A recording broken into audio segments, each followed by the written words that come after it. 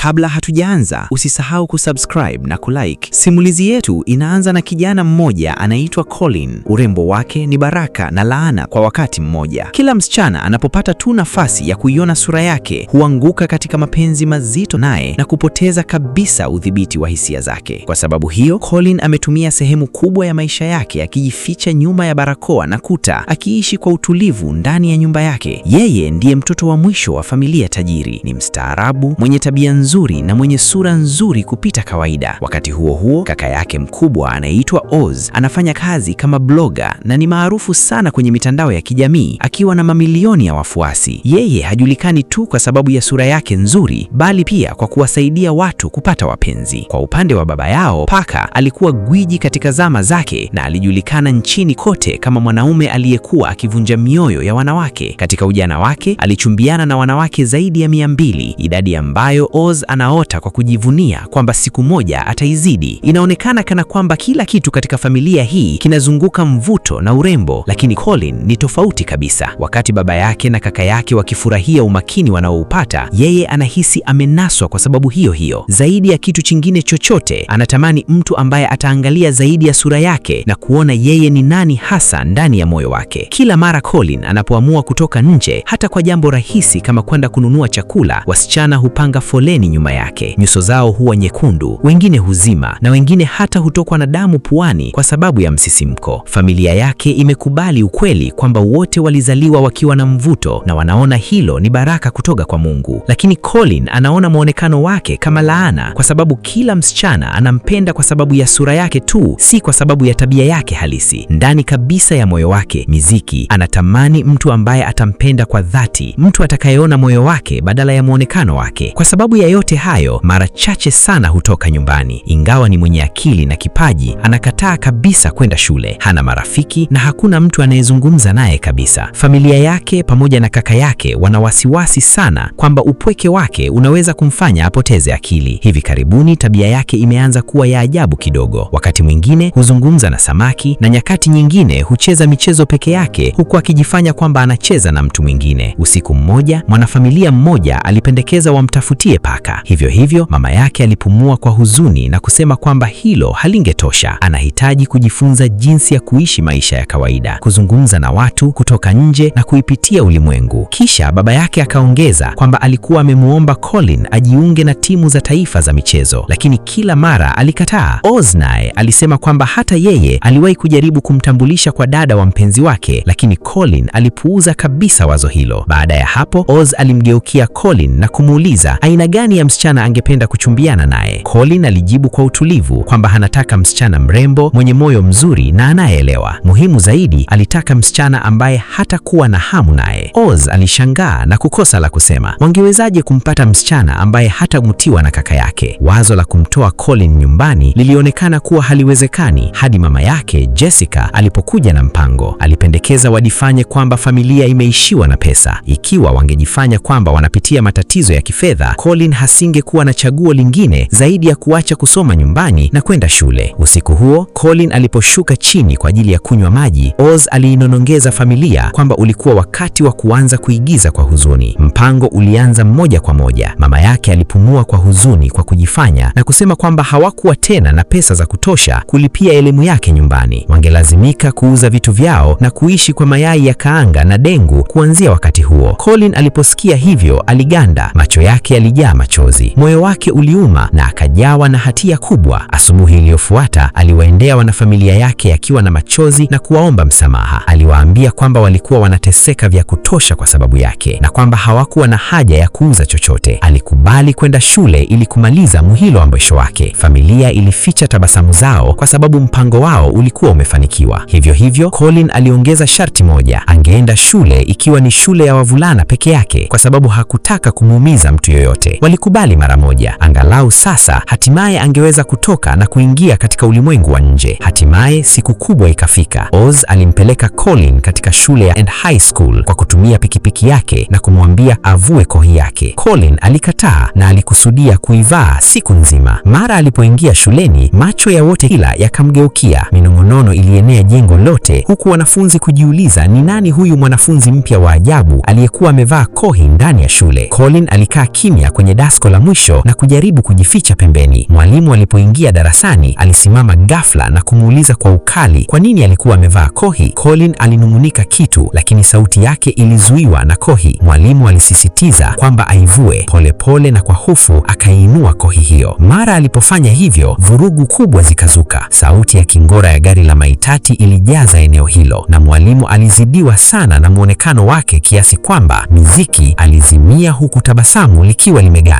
Mkuu wa shule alikimbia kuingia ndani akitaka maelezo. Wanafunzi walinong'oneza kusema kwamba kijana mpya huyo alikuwa mzuri kupita kawaida na mwalimu hakuweza kuvumilia uzuri wake. Wakati huo huo, Colin alijificha hachi ya mlango huku akisikia kila kitu na kuhisi aibu pamoja na hofu. Aliamua kutoroka na karibu afanikiwe, lakini kabla hajatoroka, teke kali lilimpiga kutoka nyuma. Mtu aliyempiga ni Sid, mnyanyasi mkubwa wa shule hiyo aliyekuwa maarufu kwa kusababisha matatizo. Sid hakuwa mwanafunzi tu wa kawaida, alikuwa kiongozi aliyejiteua mwenyewe wa genge dogo lililokuwa likiitisha shule nzima. Pamoja na washirika wao, Eno na Daki walijiita kwa kujivunia kuwa mashujaa watatu, ingawa kila mtu alijua kwamba hawakuwa chochote zaidi ya wanyanyasaji. Colin alipozinduka katika chumba cha kuhifadhia vitu chenye giza, alijikuta amezingurwa nao. Sid alitabasamu kwa hila na kumuuliza kama alijua kwa nini walikuwa wamemteka. Akiwa bado ana kizunguzungu, Colin akatikisa kichwa. Sid akamsogelea na kumweleza kwamba walihitaji amfikishie ujumbe msichana anaitwa Amanda ambaye ni mwanamindilo anayesoma katika shule ya BBM. Kila mwaka shule yao huandaa sherehe ya mahafali, lakini haijalishi walituma mialiko mingapi, hawakuwahi kuruhusiwa kuhudhuria. Kwa sababu hiyo, walikuwa wamekwama katika hali hiyo kwa miaka mitatu na walihitaji Colin abadilishe mambo. Colin alikunja uso, akiwa amechanganyikiwa kabisa kuhusu kilichokuwa kinaendelea. Sid akaendelea kuzungumza na kusema, Amanda nakubali maombi ya kuhudhuria sherehe ya mahafali kutoka kwa wavulana wenye sura nzuri tu. Kwa hiyo, utamwomba ruhusa kwa niaba yetu. Umeelewa? Pembeni alikuwa amesimama kijana anaitwa Kibo, mwanafunzi mtulivu na moyo mzuri sana, ambaye kwa bahati mbaya alikuwa mmoja wa wahanga waliopendwa sana na Sid. Kibo aliposita kusema chochote, Sid aliichukua kopia ya Colin, akaigonga kwa nguvu chini, kisha akakelela, usipofanya ninachokwambia, nitakuvunja vipande vipande kama nilivyovunja kopia hii. Wakati huo, Colin hatimaye alipoteza uvumilivu. Akiwa amekasirika sana, aliondoka kwa hasira kuelekea ofisi ya mkuu wa shule, akiwa amedhamiria kumripoti Sid. Kibo alijaribu kumzuia, lakini Colin hakutaka kumsikiliza. Alipoingia ofisini, Colin alimweleza mkuu wa shule kila kitu. Jambo la kushangaza ni kwamba mkuu wa shule alitabasamu kwa utulivu na kusema, Sid ni mtoto wangu wa mwisho. Amefeli na kurudia darasa kwa miaka mitatu kwa sababu ya hiyo ishu ya kijinga ya sherehe ya mahafali, na nimechoka kuisikia. Kwa hiyo, hivi ndivyo tutakavyofanya. Utafanya anachotaka au nitakufelisha mwaka huu. Colin alisimama pale akiwa amepigwa na batwa. Hata mkuu wa shule alikuwa akimlinda mnyanyasaji. Jioni hiyo hiyo, Colin alikuwa ameketi nje ya shule pamoja na Kibo. Kibo alimpa kinywaji na kusema kwa sauti ya chini, hatuna chaguo lingine. Kama tunataka kufaulu, lazima tufanye anachotaka. Colin alishusha pumzi, lakini alipouangalia uso wa Kibo uliojaa uaminifu, kitu ndani yake kikabadilika. Ilikuwa mara ya kwanza katika maisha yake kukutana na mtu ambaye alikuwa na moyo wa kweli, mtu ambaye hakujali muonekano wake. Kwa mara ya kwanza, Colin alielewa jinsi ilivyokuwa kuwa na rafiki wa kweli. Siku iliyofuata, wavulana hao wawili walikwenda katika shule ya BBM, shule ya wasichana pekee ya hadhi ya juu. Mara Colin alipoingia ndani, wasichana wote walihisi kuna kitu sichokuwa kawaida. Kulikuwa na mvulana ndani ya jengo. Ndani ya sekunde chache, wanafunzi wote walimzunguka